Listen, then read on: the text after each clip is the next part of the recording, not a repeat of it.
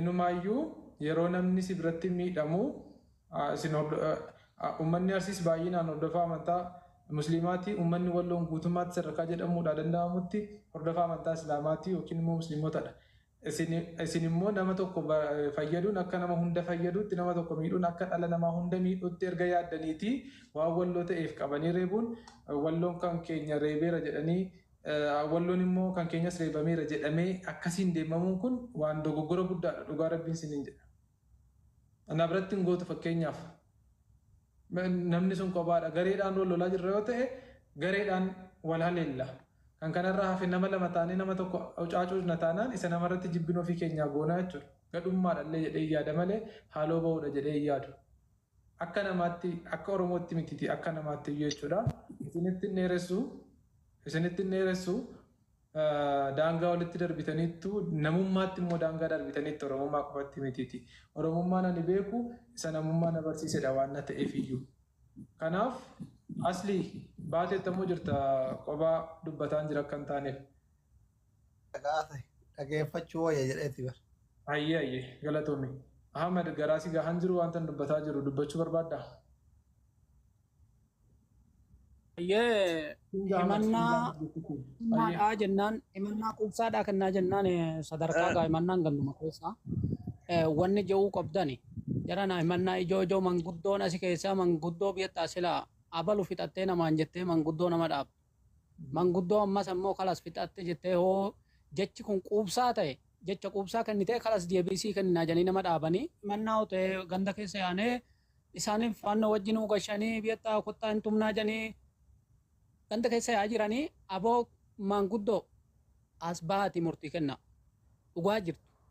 Saniin alatti yoo ganda keessa yaaneen himannaa taate amma boru subii keessaan baanu yoo sarara baati taate dhugaa Rabbitti.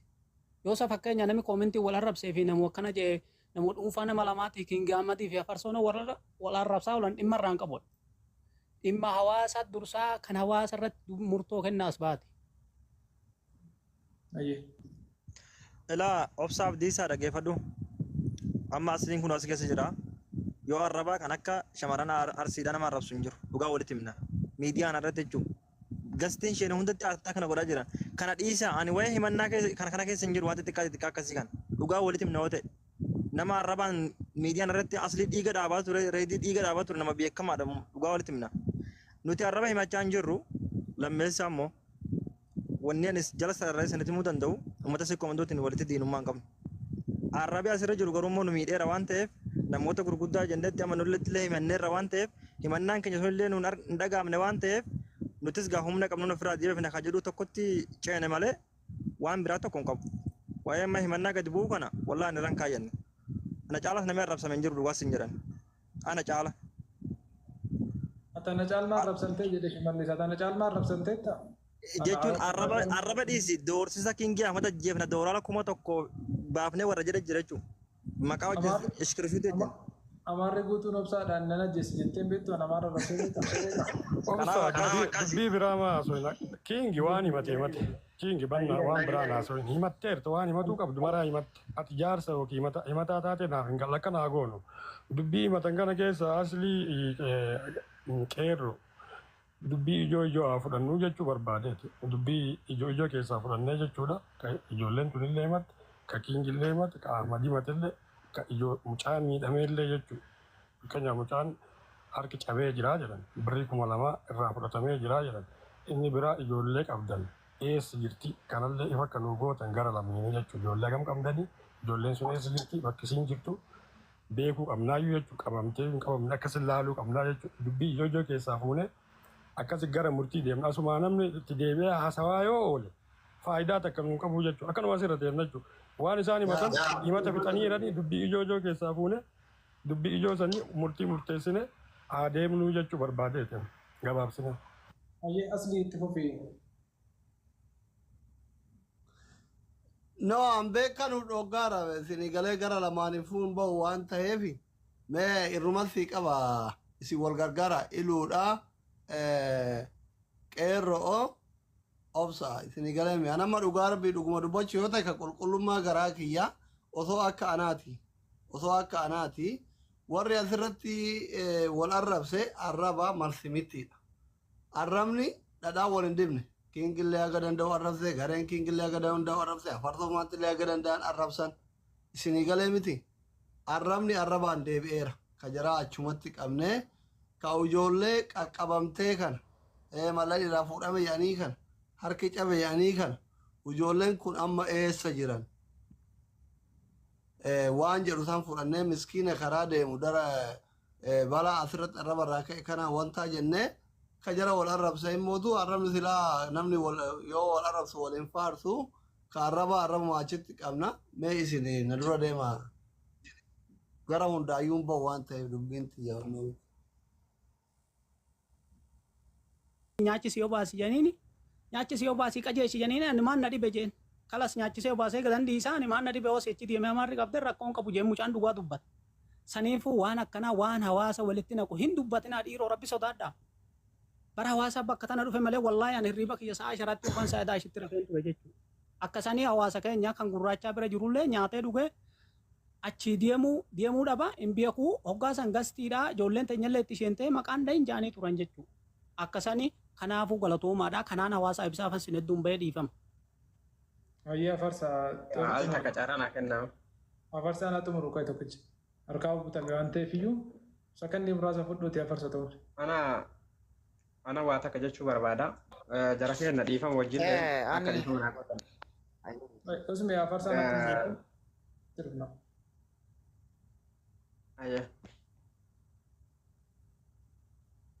Ilaa ani wanni dubbadheef illee jara keenya dhugaa dubbachuuf gastii biraatti illee nutti dhufee gurraachaan ni ajjeesaa iyyuu mucaan keenya inni xiqqaan sun du'e jedhanii haasayaa jiranii ni ajjeesaa jedhe gastii biraatti nutti dhufee haasa'u ture jechuudha. Gastii isaa osoo hin ta'in gastii nu bannee jirurra nu oseenee ni ajjeesaa jedhee haasa'ee waan akkasii dhadhaadannaa godhee nu mucaan du'ees hin jiru abboo yoo ajjeestes ajjeesi yoo ajjeesuu baattes yoo gadhiistes miskiina gadhiisii jenneen iluulleen itti seenee obboleessuma keetii yoo ajjeestes ajjeesi yookaan obboleessuma kee dararaartaa jedheen iluun jechuudha. Taayigar jechuudha. Itti seenee yoo dararaaraattillee obboleessuma kee dararta jennaan ayyee jennee biraa buune galgala araara qabna waa hundaafuu waan kana asuma dhaabaanuun jedhee iluulleen ayyee jennee dhaabnee biraa buune. Ansaniif hin dubbadhe malee tumes tumuu baatus rakkoo kiyyaa miti sun. Kanaaf ammootu rabbiin uummata keenya kan lafarra jiru wanni ani isinii dhaamu ijoolleen teenna itti deebitanii miskiina hin qabina dhiisaa of rabbiin araara uummata kana jidduutti haa buusu nagaa haa godhu dhiisa namni du'e jedhanii isinirratti olola oofanillee rabbi baase kun mucaa warraa bilbilaan na dubbise jedhaa jira obboleetti illee na dubbise jedhaa jirti alhamdulillah jedhaadha dhiisa duraan ammoo nama gumaa taanee turre odoo mucaa kana rabbi irra mul'isinii nama karaa deemu ta'e akka ololli mucaan sun du'eetti nurra labsan jechuudha kanaaf isiniin jedha alfixadheeraa galatooma. Galatooma. Usmii qofatan dubbanni natti fakkaata dafii fixe. Okay, ani yeroo hedduullee fan jaarsummaa akka kanatti ilaalamu yeroo jalqabaatiif keessa taa'ee ani kan beeku namni himannaa wal himatee erga jedhe jaarsatu jidduu namaa dubbata malee hundi isaa ofumaaf deebii walitti deebisnee akkatti araaramuu kan danda'u nageenni ufii kennaa deebii walii deebifnee ka araaramuu danda'u waan namallee cinqinuuf silaa hin qabnu tureyyuu. Dhugaa dubbachuudhaaf obsaa akka argaatanitti fuula isaa irraa kun hirribni itti jira. Nama biyya keessatti inni rafa hojii qaba hundi isaatu jechuudha. Isinii galee nullee hojii qabna. Kanaafuyyuu dubbii akka ijoolleen warkaan godhina jara kenna wanni kaleessa badeetiin jira. Garuu gara fuulduraatti maal tolfannee akka deemnu irratti haasaamee dubbiin kun dhumatuudha qaba. Gabaabamatti wanni isin jechuu barbaadu nutillee dalagaa qabna waan ta'eef rafuu barbaanna. Obsaleen akkasuma hundi isaatu hojii garagaraa qaba. Wanni jechuu barbaadu gabaabsee akkama dhuunfaa kiyyaatitti jechuudha. Tokkoffaa irratti bakka dogongora ta'etti wanni kuni dogongoraa gama lamaanii akka Oromootti nu qaanfachiise jedhee obsallee waan jiru guutuu dubbateetiin jira. Gabaabsadii dubbii kana wanni gootan tokko ijoolleen walloo wanni irraa barbaannu ijoolleen walloo yoo gama jaraati namni qabameetiin kan bira jiraatu taate akka gadhiisan gama kennan immoo waan kana dhaabneetiin jira. Dheengadda asliin faa fidanii waan kana gaafuma jalqabaa ijoollee kana gadhiisaa waan isin bira jiru waan rabbi isinitti beeku jennaan hundi isaatinuu ijoollee kennallee wal dubbifnee keessa warri waliin beeynellee warri waan kana harkaa qabda warri waan kanallee dalagaa jirtan dhaabaa jennee mana kennaa balannee nama kumara ol irratti labsaatiin turre jechuu labsii kana digalee kanaafuu gabaabsatii bira kutaa jenneetti ijoollee walloo immoo kaleessa fi'arallee ani akka qabnee namni nu bira hin jira ammaa gana nu bira jira waan jejjettu gastirratti dhagaatiin turre yeroo gastii keessa olii gaddeemnu jechuudha. Kanaafuyyuu akka wallootitti wanni kun yoo ka jiraatu taate akkasitti dubbadhaati nu bira jira jedhaati mucaa immoo kan mucaa miidhamee immoo mucaan miidhameetiin jira tokkoffaa lammaffaa irratti immoo mallayni isaallee irraa badeetiin jira waan ta'eef kan ammoo akka itti murteessitan akka itti wantoottan isin warra jaarsotaatu beeka. Kan xumuraa kiyya immoo wanni gochuu barbaadu isin barbaachisu tokko yoo jiraate dubbiin kun akka deebi'amu walitti hin kaane Oromoo jidduutti jechuudha. Wanni qaanii hagana ga'e kun akka Oromoo jidduutti hin kaaneef seera tumachuu qabdan namni itti gaafatama gama lamaarraa yoo fudhachuu danda'u akka gartee rakkinni kun yoo uumamullee ta'e wanni kun eessarraa akka uumamu hundee isaanii gartee yoo wanni kun uumame eenyu biratti akka wanni kun himatamu godhaatee waan kana gabaabsatee duraa cufaa jechuu barbaadetti dhuma ta'e caalaa. Nurni dubbanni hin jiru. Ingene waa gaafatuu fedha yoo wannaa jiraate obsa. Galaa badii kee eeriitii dhiifamu onneerraa gaafadhu akka tonneerraa gaafattus immoo nan beeka sitta namana waan nan ta'eef iyyuu hojiilee danuus wajjin hojjenneerra waan ta'eef iyyuu. Kanaaf onneerraa dhiifama nuu gaafadhu. Atuu viidiyoo baatanis immoo nutti tola. Viidiyoos nuu ba'a. Obsaa rakkoon qabu gaafachuun hin gaafadhaa garuu badiis eenyutti akka murame dhaga'uu barbaanna jechuun tokko keessaa hin ta'u bara. Amma fakkeenyaaf ammas bu'uura daangaalee nuuf sararamu hin jira fakkeenyaaf. Daangaa gaafas hin jedhu tokko nuti arraba jibbaa jirra. Immoo ijoolleen yoo waa balleessite amma booda viidiyoo waraabbanna. Bakka kun asii hin jirutti. Viidiyoo san qofa namatti argina. Bakka immoo nuti isaanitti arrabsine viidiyoo sun waraabbatani. Jarana dhaggeeffadha wanti amma hojjetame kun walaa obsaan keessa onnee kiyyana cabseera jechuudha. Maali? Lafa kanatti amma keenyamma namni bakka garaagaraa jiraachuu danda'a. Ameerikaa jiraachuu danda'a. Eessa? Kaayiroo jiraachuu danda'a. Keessattuu inni biyya Arabaa keessa jiru kun immoo hedduu ulfaata waan ta'eef. Hedduu akka malee. Amma saniif akkasii ani immoo dhugaadha himannaa jalqabaa kaaseeti kan jiru. Immoo kan miidhame hoo eenyutu irra miidhameera. Miidhama san nu ilaala akka maanguddooti. Yoo sodaatan immoo lakkii kala seerra dabarraa jettan immoo sodaa miti bar dubbii keessa laallanne ta'uu mala malee bar dubbii sila hoggaan dubbadhu aslii fa'iif carraa kennee hoggaan dubbadhu afarsoo miti si miti kan miidhame anatu miidhame Oromoo maratu miidhame Oromoo TikTok irra hin jirre Oromoo Facebook irra hin jirretu sooshaal miidiyaa irra hin jirretu miidhame sababii keessanitti otoo karaa deemuullee dadhabaatti jira sababii si walitti buutaniif sababii si deebii walii laattaniif eeyyeen iyyadheeraa jaarsatti madheeraa jaarsatu na jalaa qabu dinnaanana murtoo mataa kiyyaa fudhadhee jette murtoo keetiin namni miidhamee jira waan ta'eef isaanillee akka isaan seenan kanan barbaadeef niin qaba tartiiba maqaatiin illee yoo deemne Ahmad alfaabeetiin sirra bu'a waan ta'eef ati dhiifama nuu gaafadhu onnee irraan siin jedha sana booddee kan isaanis akka inni si qabbaneessutti dhiifama si gaafatu dhiifama hawaasa bal'aa gaafatu malee afarsaa qofa gaafattaami kanan fincilaallee barbaadeef badiitti muruu barbaadee tananidha jalqaba safuu hawaasaa cabsee haadha arrabsuu isaatti jechuudha. Tokko miidhuun akka hunda miidhuuti tokko waamuun akka hunda waamuutti waan ta'eef iyyuu haadha afarsuu arrabsaa haadha isaa kabachiisuu hin danda'u yeroo jechan taane sana fayyadamu jechuudha. Kanaaf ofirraa jalqabii alfaabeetiidhaan jalqabnee ati sirra deemna jedha. Waan balleessite tarreessitii dhiifama gaafadhu.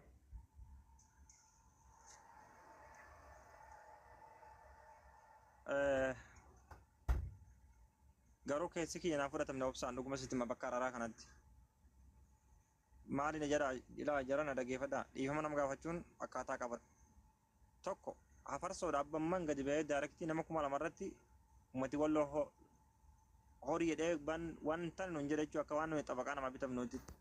Nuti immoo erga sanii kaaneeti nama arrabsine waan ta'eef darajiin manaatiitu akkaataatti koraan qaba fakkeenyaaf yaane tokko jettee lama jettee sadii jette waan ta'eef. Kana asitti ani garuu yoo dhiifama qabu fudhatame rakkoon qabu nan gaafadha garuu naa fudhatama hin qabu. Tartiiba badii dhiifneeti tartiiba maqaa keetiitiin Ahmad waan taateef siin jenne siin jedhee beeku waan tokko dubbachuu hin dandeessan kaasin amma qaama wal bira jirtan wal hammachuu hin dandeessan yaa markii akkasitti naaf hubadhu akkatti miidhamtu hin barbaadu immooti. Hayya uummata keenya uummata Oromoodha uummata bal'aa dogongora hojjetameef rakkoo hamaan sababa keenyaan gaggeeffamee jira. Sana hunda badii akka ta'e beeknee jirra. Uummata keenya uummata sikkoo mandoo dhiifama guddaa. Obbolaawwan kee warra ati aarsitee isaanis immoo si aarsaniinis tuutti dabaltee nutti tola booda irratti deebii dandeessa garuu yoo sagaraa siin ga'e. Uummata akka jedhutti ta'e jechuudha.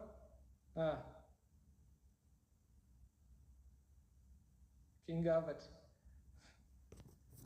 Ummata lamaanuu dhiifama gaafadhaa King. Ummata Walloos, ummata Oromoos.